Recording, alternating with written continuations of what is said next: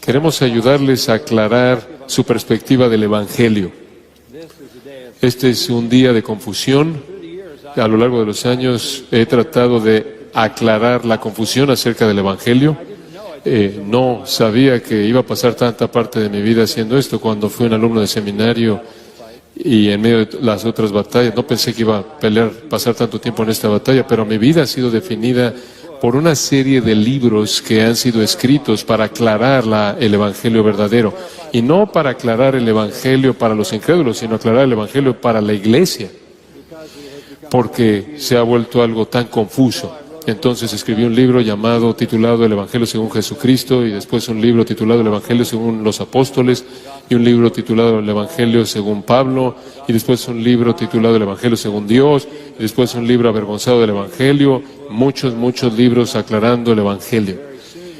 Y en poco tiempo va a salir un libro titulado Únicamente Jesús, el cual es otro esfuerzo simplemente para ayudarle a la gente cristiana a entender el Evangelio, porque ¿cómo podemos operar como la iglesia en el mundo si no podemos expresar el Evangelio verdadero? Y el día de hoy no solo es cuestión de conocer el Evangelio, sino que es cuestión de estar dispuestos a proclamar el Evangelio. Y con tantas décadas de pragmatismo, tantas décadas de tratar de hacer que los pecadores se sientan cómodos, tantas décadas de tratar de quitar cualquier ofensa en el Evangelio, que hemos quitado del Evangelio la honestidad que tiene que estar ahí. Entonces, esta mañana quiero hablarles de honestidad en el Evangelio. Ser honestos con los pecadores. Eso se encuentra en el cimiento mismo del Evangelio. Debemos ser veraces. Y el modelo para ello va a ser ningún otro que nuestro Señor Jesucristo. Decirle a los pecadores toda la verdad es la única manera aceptable de proclamar el Evangelio a los ojos de nuestro Señor. Y la realidad es esta: la verdad del Evangelio es tanto gloriosa como peligrosa. Es eternamente enriquecedora o eternamente devastadora. Produce un gozo que se incrementa o un dolor que se incrementa. Lleva a bendición eterna o lleva a castigo eterno.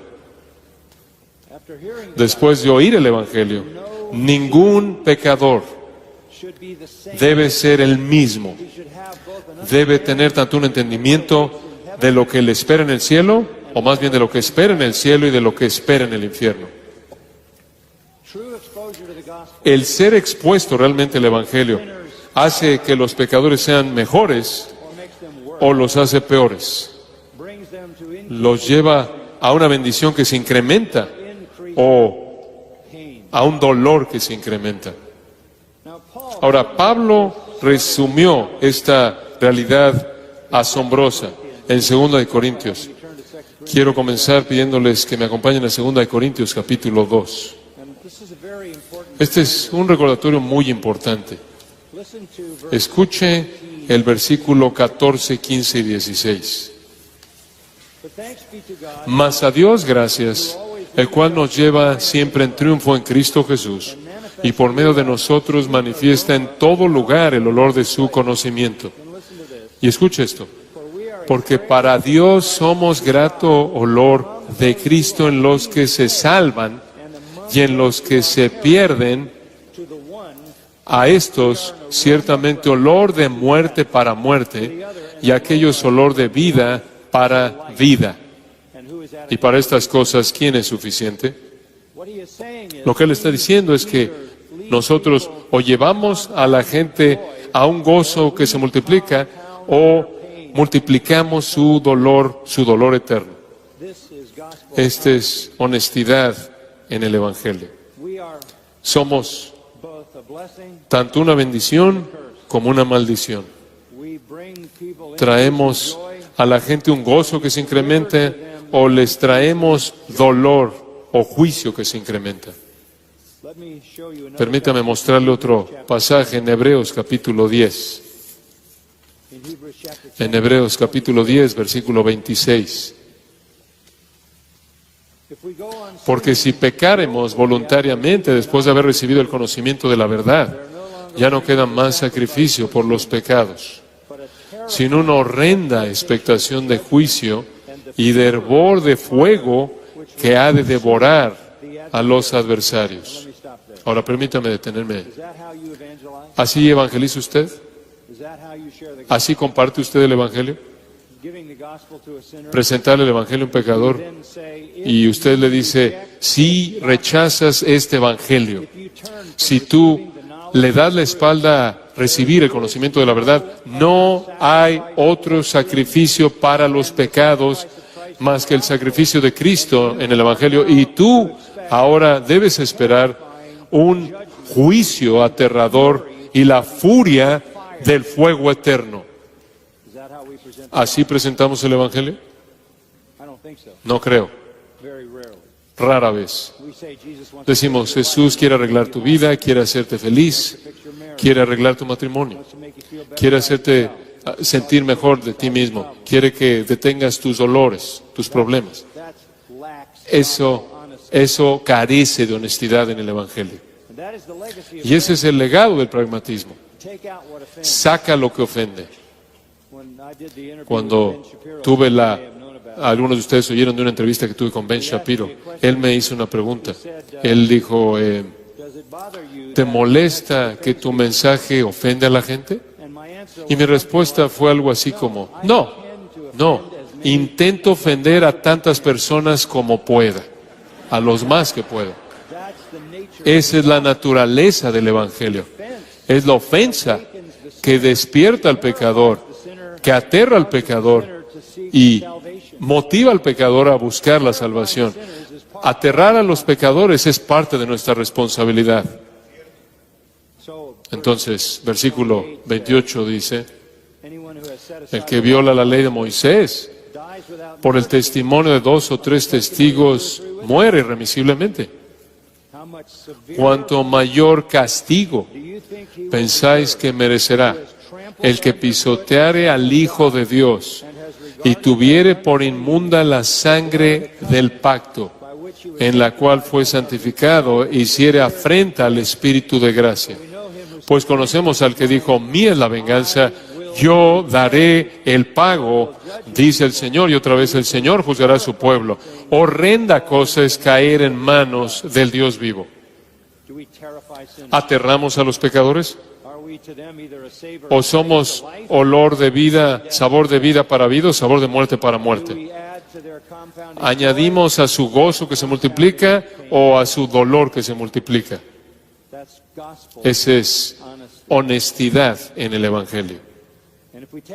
Y si sacamos el terror del Señor, no tenemos el poder para persuadir a los hombres. Pablo dijo a los Corintios, conociendo el terror, el temor del Señor, persuadimos a los hombres, persuadiéndolos en base a la venganza divina y eterna. Ahora, quiero que vea Mateo 11. Ahora que sabemos cuál es nuestra responsabilidad, quiero mostrarle cómo Jesús evangelizó. Y vamos a ver la misma honestidad.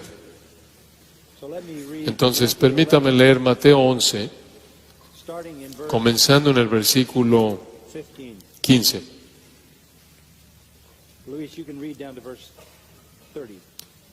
Very good. Mateo 11, 15 al 30. El que tiene oídos para oír, oiga. Mas, ¿a qué compararé esta generación?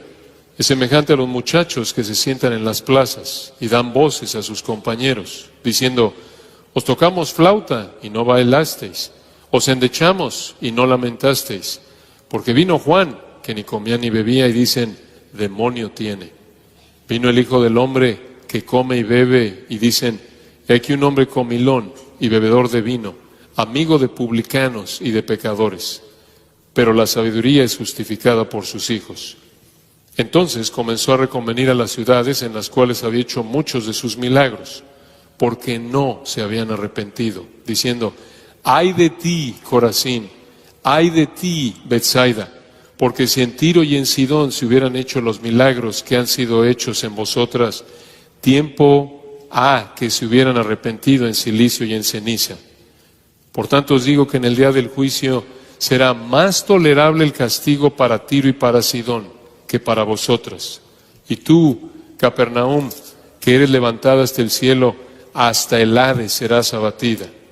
Porque si en Sodoma se hubieran hecho los milagros que han sido hechos en ti, habría permanecido hasta el día de hoy.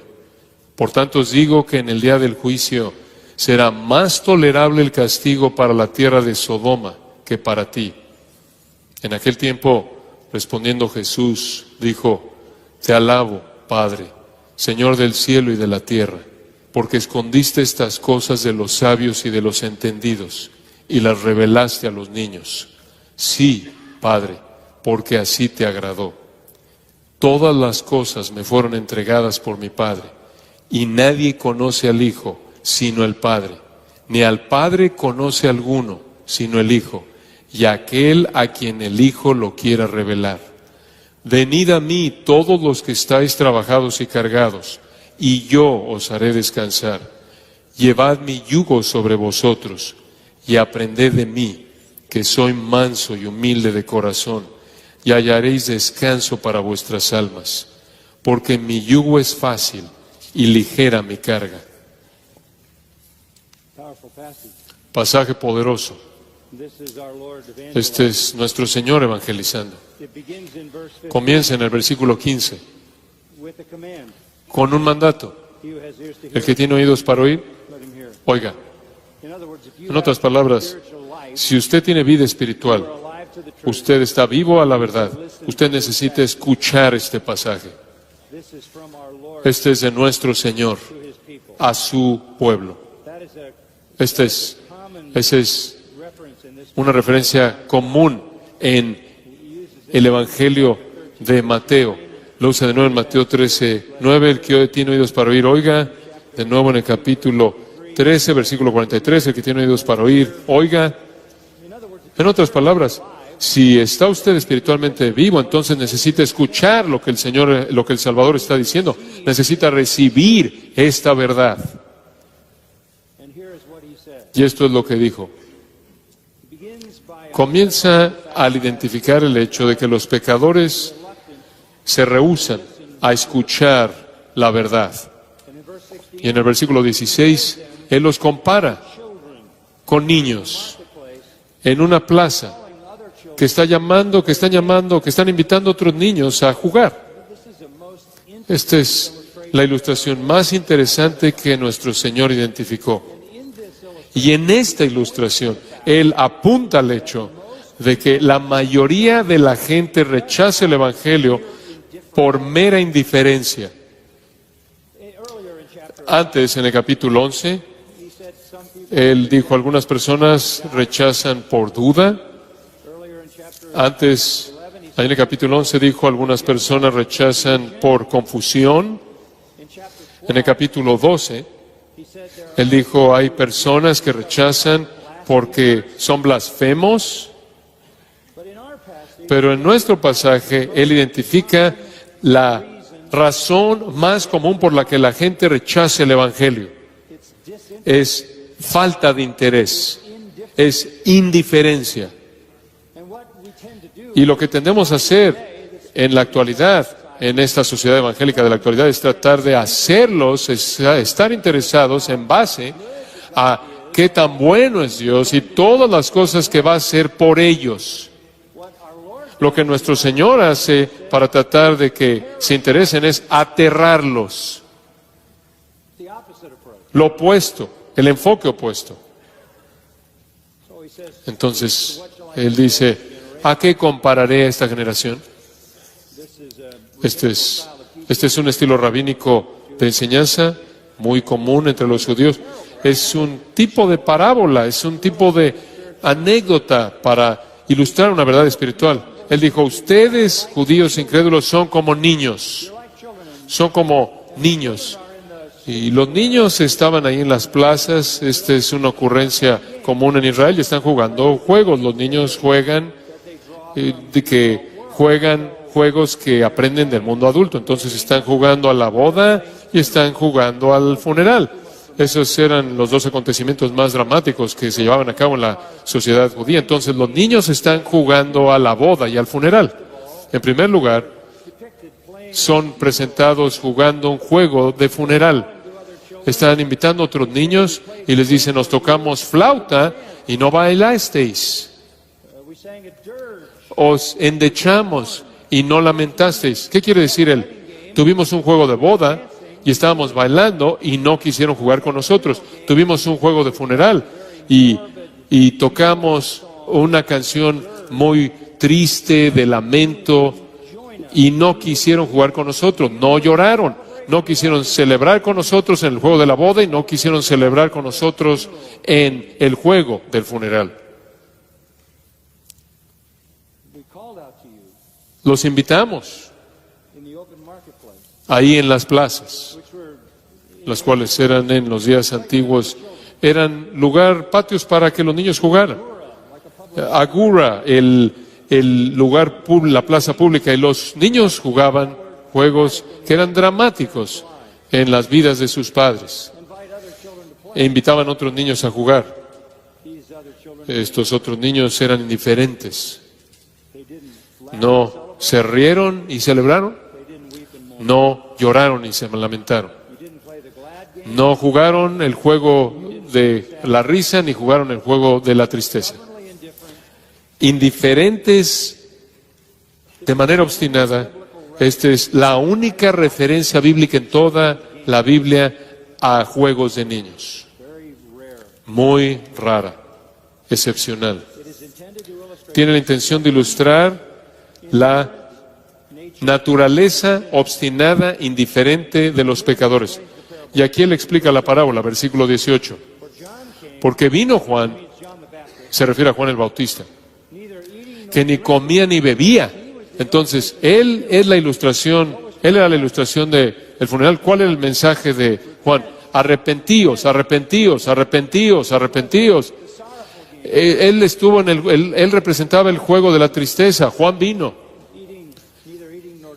que ni comía ni bebía. No jugaron ese juego.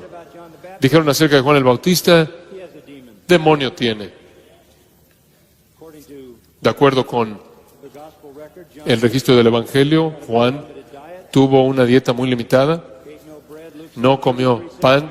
Lucas 7:33 dice que no tomó vino, vivió en el desierto, no tuvo vida social, estuvo aislado, y él predicó arrepentimiento, y predicó que el Mesías estaba por venir. Y dijeron, demonio tiene. Lucas 7:33. Dijeron que estaba poseído por demonios, que él estaba loco, que él era un problema mental. No arrepentimiento, sino que lo ridiculizaron. En lugar de arrepentirse, lo ridiculizaron. Así le respondieron. El segundo predicador fue Jesús. Versículo 19. Vino el Hijo del Hombre. Y en contraste a Juan, él estaba comiendo y bebiendo, porque él era el novio y era el momento para la boda. Y no quisieron acompañarlo tampoco. Dijeron, he aquí un hombre comilón y bebedor de vino, amigo de publicanos y de pecadores. Dijeron, Juan el Bautista era demoníaco. Dijeron, Jesús era satánico. Dijeron, hace lo que hace por el poder de Satanás. Así respondieron al profeta más grande que jamás había vivido y al Hijo de Dios. Ese fue su veredicto. Juan es demoníaco, Jesús es satánico. No querían oír, no querían arrepentirse, no querían creer. Entonces hacen lo que los pecadores siempre hacen: inventan una excusa para su indiferencia al menospreciar al predicador. Para los judíos eran demasiado buenos, se creían demasiado buenos como para menospreciar a un profeta, como Eran demasiado buenos como para inclinarse ante un profeta que era demoníaco o postrarse ante un supuesto Mesías, quien era satánico. Estos son los que se creen buenos. Nuestro Señor dice, al final del versículo 19, y este es un truismo, esto es axiomático, esta es una verdad que se explica a sí mismo, pero la sabiduría es justificada por sus hijos. El tiempo lo va a confirmar, el tiempo va a mostrar si fue Juan y Jesús los que eran satánicos o si fueron las personas los que lo rechazaron. La sabiduría humana corrupta produce acusaciones falsas en contra de los predicadores verdaderos. Por otro lado, no obstante, van a ser vindicados. Todos nosotros congregados aquí hoy somos parte de esa vindicación, ¿no es cierto? Nosotros creímos en el mensaje de Juan el Bautista, creímos que Jesús es el Cordero de Dios que vino a quitar el pecado del mundo, creímos en el mensaje de Jesús y aquí estamos, y como muchos de nosotros desde ese entonces, y así seremos muchos hasta que nuestro Señor regrese. La sabiduría de Juan el Bautista, la sabiduría de Jesús, produce las obras justas de arrepentimiento y fe salvadora a lo largo de toda la historia desde ese entonces. Esta es la sabiduría que es de arriba. Santiago así la llama. No es la sabiduría que es de abajo. La sabiduría divina siempre será vindicada. Siempre la iglesia verdadera es una vindicación de Juan el Bautista y Jesús. El veredicto definitivo acerca del Evangelio de arrepentimiento y fe, el veredicto definitivo acerca del Evangelio no es decidido por aquellos que lo rechazan, sino por aquellos que se arrepienten y creen. Somos demostraciones vivas de la sabiduría viva, verdadera del Evangelio, porque nuestras vidas han sido transformadas. Los pecadores impenitentes, incrédulos que se creen buenos, inventan razones para rechazar, inclusive pueden burlarse de los predicadores, burlarse del Evangelio. Son como niños caprichosos que no quieren acompañarte. Entonces, ¿qué hace el Señor? Cuando la invitación a arrepentirse es rechazada, cuando la invitación a creer en el Señor Jesucristo es rechazada, ¿qué hace el Señor? ¿Acaso Él cambia el método? ¿Acaso Él trata de suavizar el golpe? ¿Acaso Él trata de recuperar una relación al decir cosas buenas acerca de esas personas? No. Observe lo que nuestro Señor hace. Versículo 20. Entonces comenzó a reconvenir a las ciudades, en las cuales había hecho muchos de sus milagros, porque no se habían arrepentido. ¿Cuándo fue la última vez que usted denunció a un pecador quien no se arrepintió? Si usted tiene autoridad como lo es, usted tiene autoridad delegada de Jesús para usted y le ha dado autoridad a usted a través de la revelación del Nuevo Testamento, usted habla en su lugar. ¿Cuándo fue la última vez que usted le dijo a un pecador, ¿entiendes las consecuencias, las implicaciones de lo que acabas de hacer? De hecho, lo que usted ve aquí por parte del Cordero de Dios es la ira del Cordero. Versículo 20. Entonces comenzó a reconvenir o a denunciar. Esto es enojo santo. Esta es una palabra griega muy fuerte. Y él denuncia las ciudades en las cuales había hecho la mayoría de sus milagros. Entre más habían sido expuestos a la verdad, mayor sería su juicio. las ciudades en las que la mayoría de sus dunamis fueron hechos, sus obras de poder fueron hechos. Ahora, ¿cuál es la ciudad? Ahora, ¿qué es una ciudad? Es la gente, es la gente.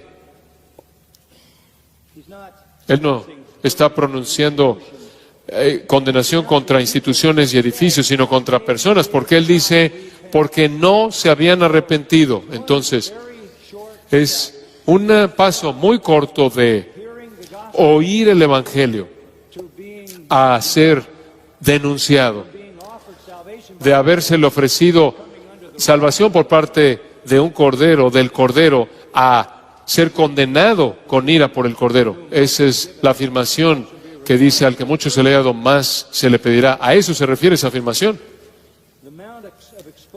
La cantidad de exposición al Señor, a la verdad divina, al Evangelio, agrava la culpabilidad. Pablo dice en Romanos 2 que están atesorando culpabilidad para el día de la ira.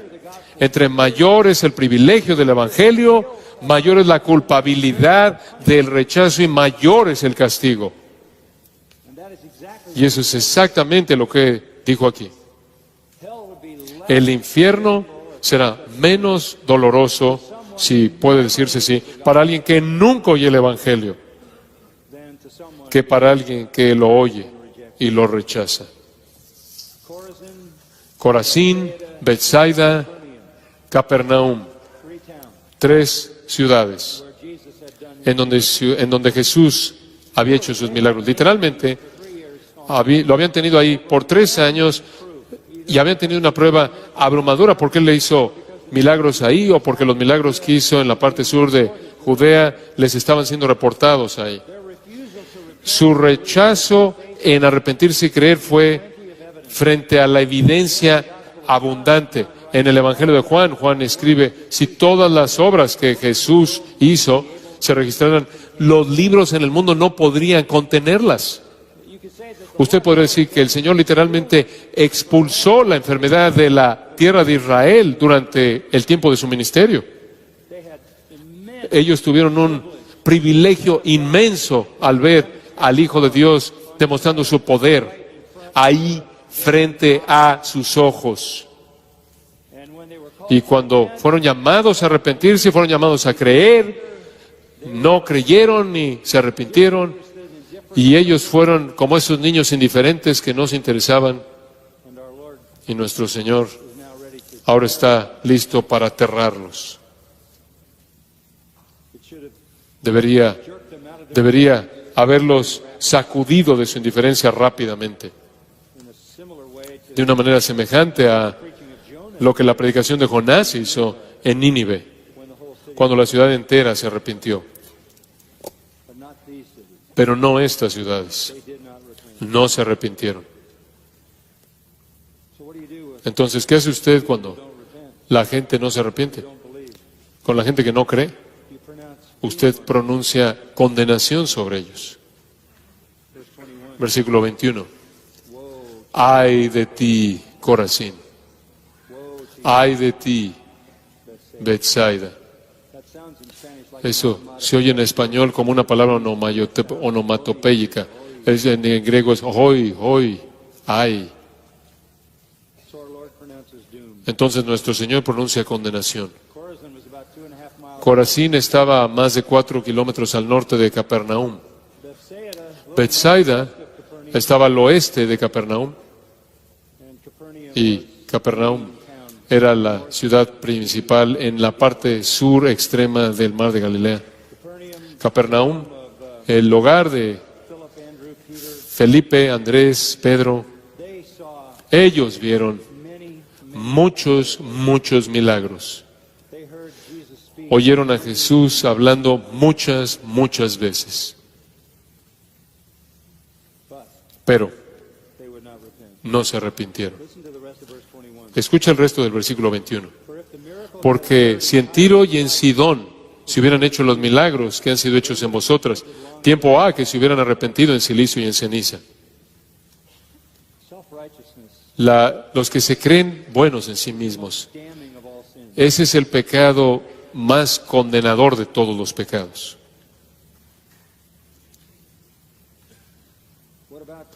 ¿Qué hay acerca de Tiro y de Sidón?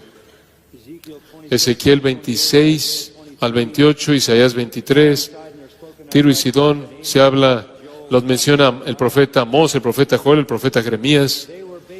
Básicamente eran ciudades llenas de ídolos, adoración a Baal, inmoralidad desenfrenada, impiedad, soberbia, dignas de condenación. Y el Señor pronunció condenación sobre ellas en el mundo antiguo. Esas ciudades son remanentes, remanentes de esas ciudades existían en la actualidad, según Mateo 15, 21, Él fue ahí y Él, sin duda alguna, pensó en Tiro y Sidón de su día. Tiro y Sidón fueron devastadas, fueron aplastadas y toda persona en esas ciudades fueron consignados al castigo eterno. Si esas ciudades hubieran visto lo que Corazín y Betsaida vieron, se habrían arrepentido mucho tiempo antes en silicio y ceniza. Esos son símbolos de lloro o símbolos de lamento, de humillación. Lo cual quiere decir esto: Corazín y Betsaida, los habitantes de Corazín y Betsaida, sufrirán más en el infierno eterno que Tiro y Sidón. Tiro y Sidón, escuche, de manera abierta fueron paganos. Corazín y Betsaida, profesando adorar al Dios del Antiguo Testamento.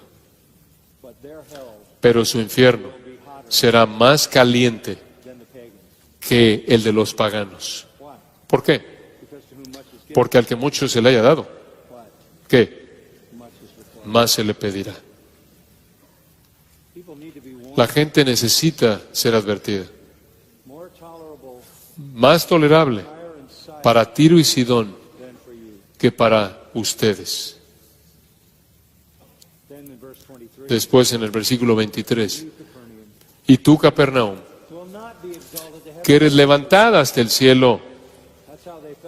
Así se sentían en sí mismos, se sentían tan buenos en sí mismos que pensaban que iban a ser exaltados hasta el cielo.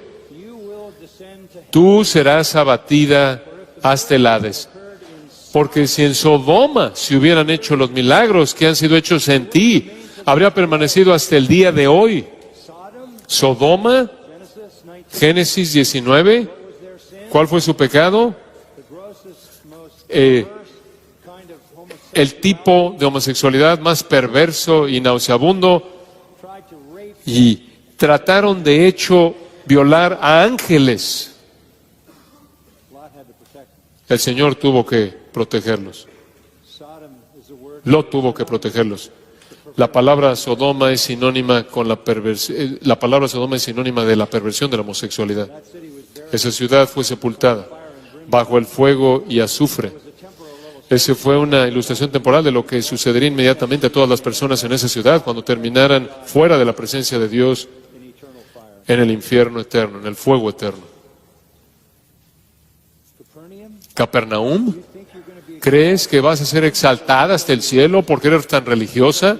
Porque tú dices adorar al Dios del Antiguo Testamento, porque tú dices creerte buena en ti misma.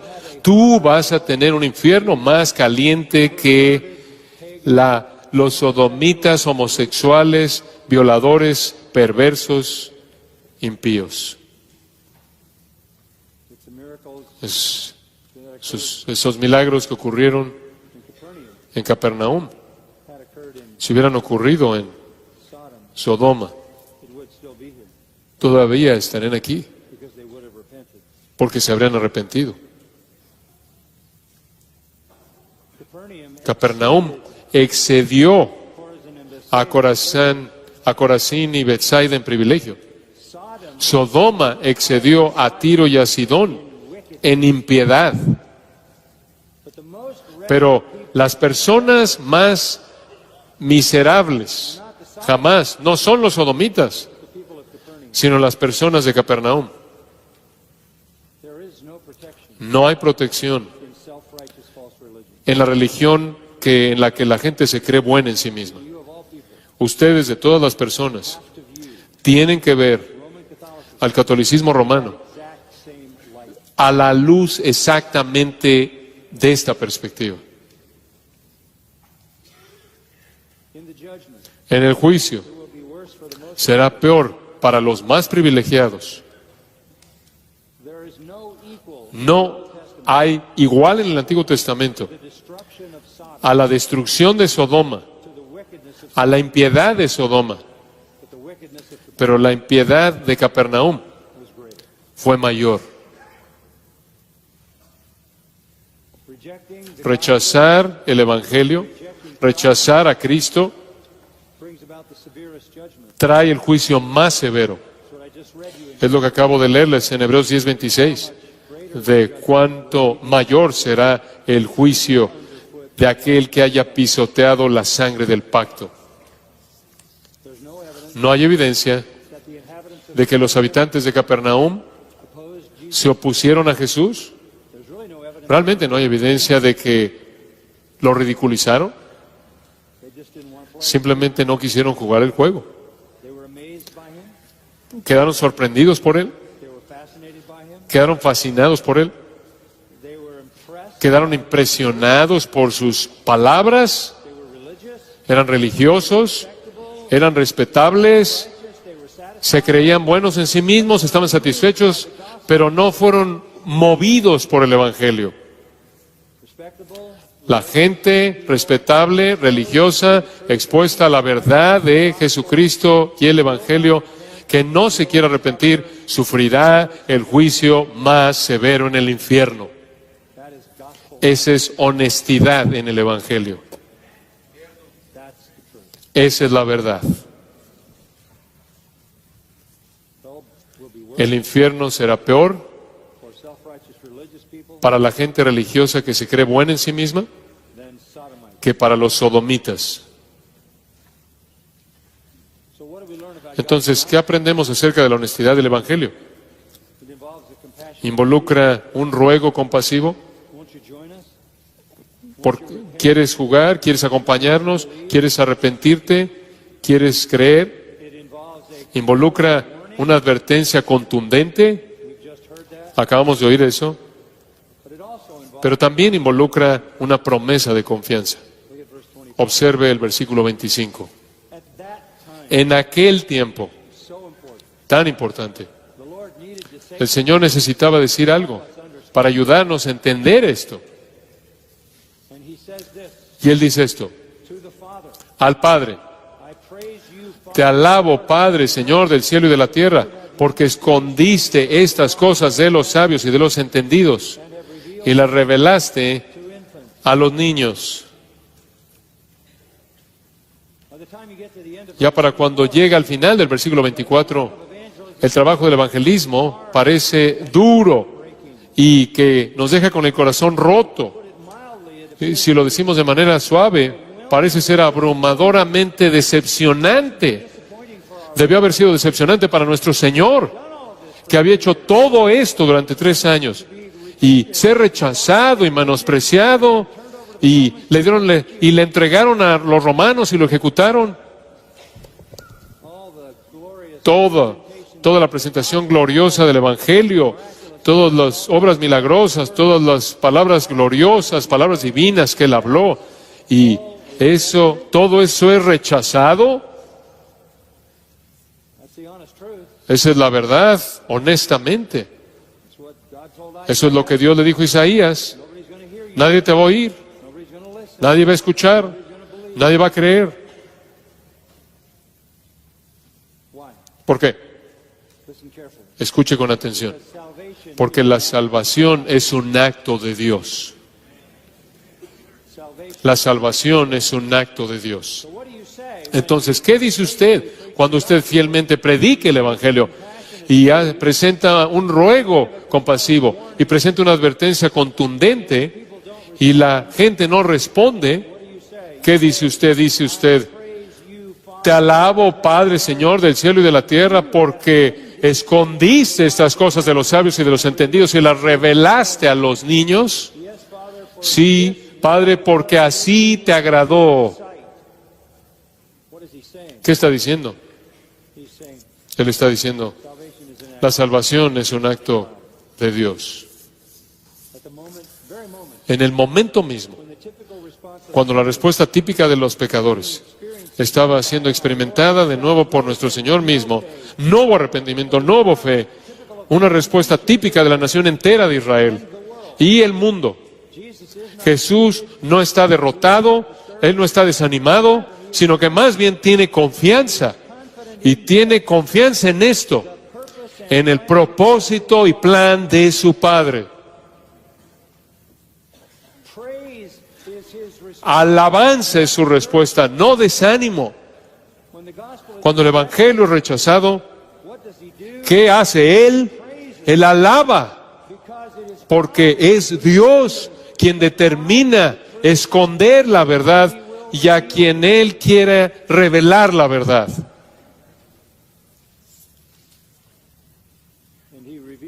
Y Él revela la verdad a nepioi, a niños de pecho, aquellos que son indefensos y no tienen esperanza.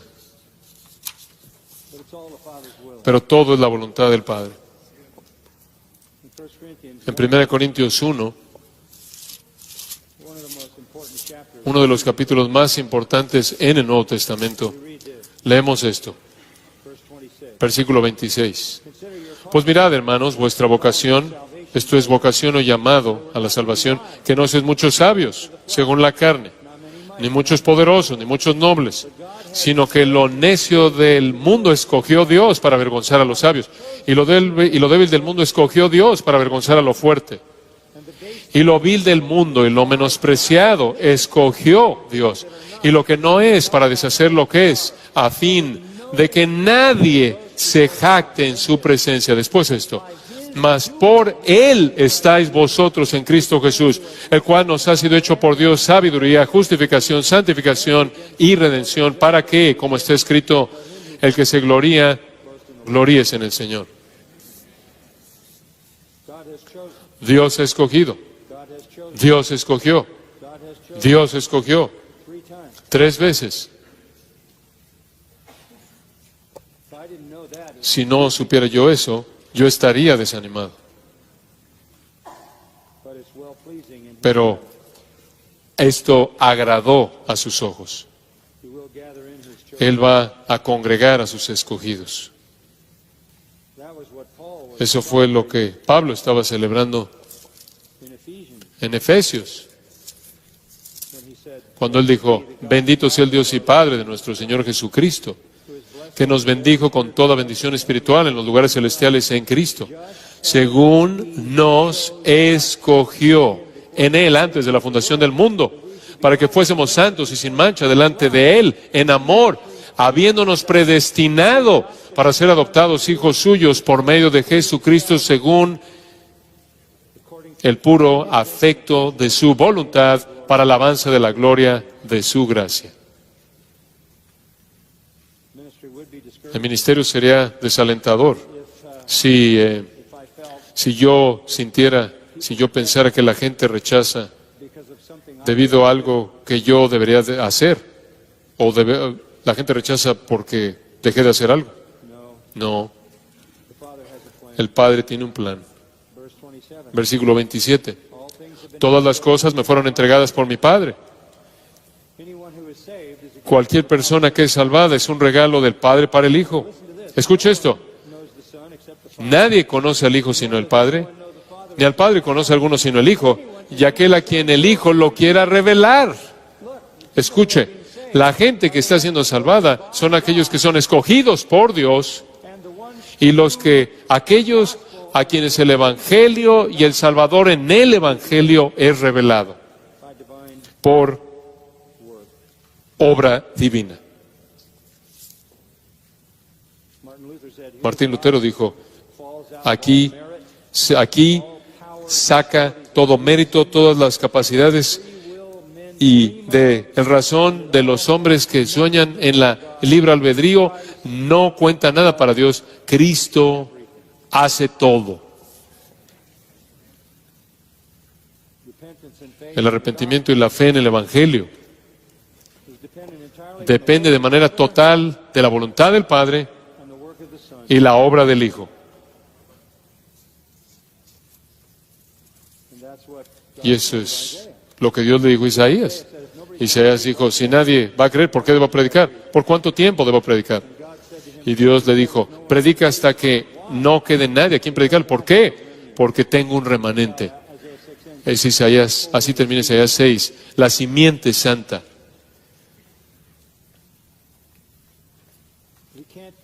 No podemos convencer de pecado, ni convencer, ni convertir a los pecadores. Solo Dios puede. Entonces, ¿por qué vamos a cambiar el mensaje? Después, sin titubeo, sin explicación y sin conciencia de sí mismo ni contradicción. La elección divina, entre la elección divina y la responsabilidad humana, el Señor presenta una invitación después de que acaba de decir que el Señor lo esconde de algunos y lo revela a los niños, es que es la obra del Señor. Encima de eso, Él dice en el versículo 28, venid a mí todos los que estáis trabajados y cargados, y yo os haré descansar. Ahí se encuentra la tensión entre la soberanía de Dios y el evangelismo. Todo es la obra de Dios, sin embargo, aquí está Cristo mismo diciendo, venid a mí todos los que estáis trabajados y cargados, y yo os haré descansar. ¿Qué le decimos a los pecadores al final? ¿Espero que seas escogido? No. Eso va más allá de nuestro nivel de responsabilidad. Decimos, ven. Su entendimiento perfecto de la elección soberana no refrenó la invitación. Venid, les daré descanso. ¿Qué tipo de descanso? Descanso, reposo en la salvación. Pero ¿quién va a venir? Todos los que están trabajados y cargados. ¿Qué quiere decir eso? ¿Están decepcionados por su trabajo? ¿No les gusta su esposa? No. Todos aquellos de ustedes que escuche con atención, que están aplastados, quebrantados, con dolor, insatisfechos y cansados de la carga de su pecado.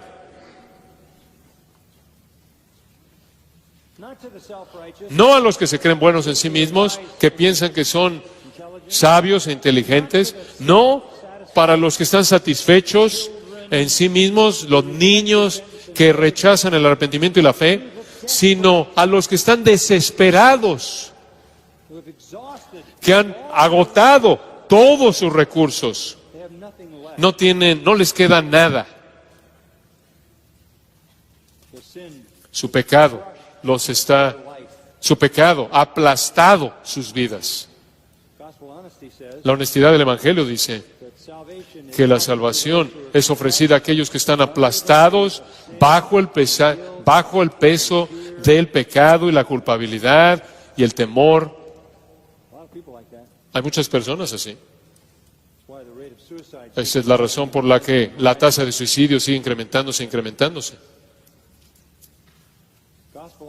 La honestidad en el Evangelio dice, la salvación es una obra de Dios. Él decide, pero la honestidad en el Evangelio también dice, si estás aplastado bajo el peso del pecado y estás cansado y no quieres ya la carga, ven a Cristo y encontrarás descanso. Versículo 29. Llevad mi yugo. Mi yugo es muy diferente al yugo que los fariseos les impusieron. Vengan, lleven mi yugo y aprendan de mí que soy manso y humilde de corazón, y hallaréis descanso para vuestras almas. Porque mi yugo es fácil y ligera mi carga. Esa es la razón por la que el progreso del peregrino, cuando el peregrino llega a la fe en Cristo, su carga es quitada. Llevad mi yugo, aprended de mí. Yo soy el maestro a quien deben escuchar.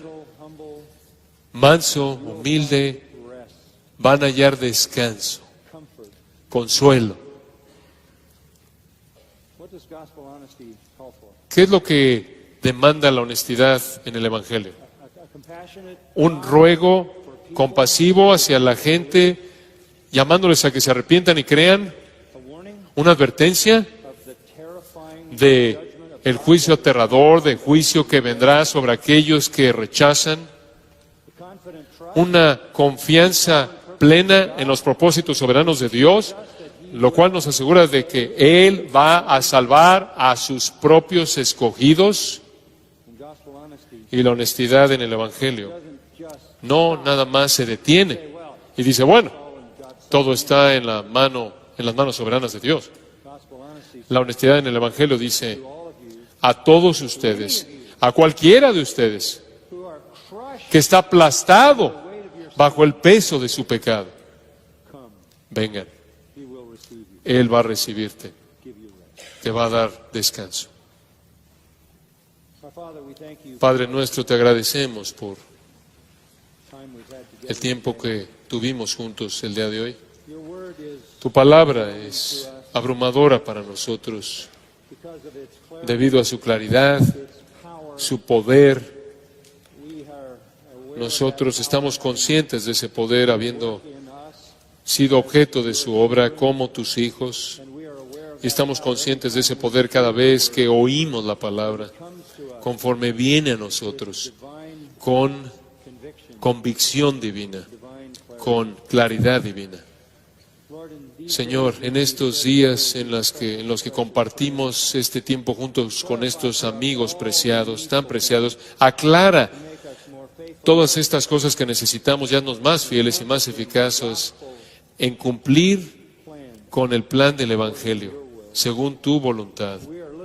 Literalmente estamos abrumados por el privilegio.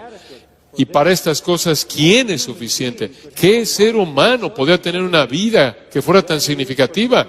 Que para algunos es aroma de vida para vida y para otros aroma de muerte para muerte. ¿La vida de quién podría importar tanto que tenga un impacto eterno? Y tú has dicho que es la vida de aquellos que triunfan en Cristo, que proclaman su Evangelio. Gracias por este alto llamado. Haznos útiles para tu gloria.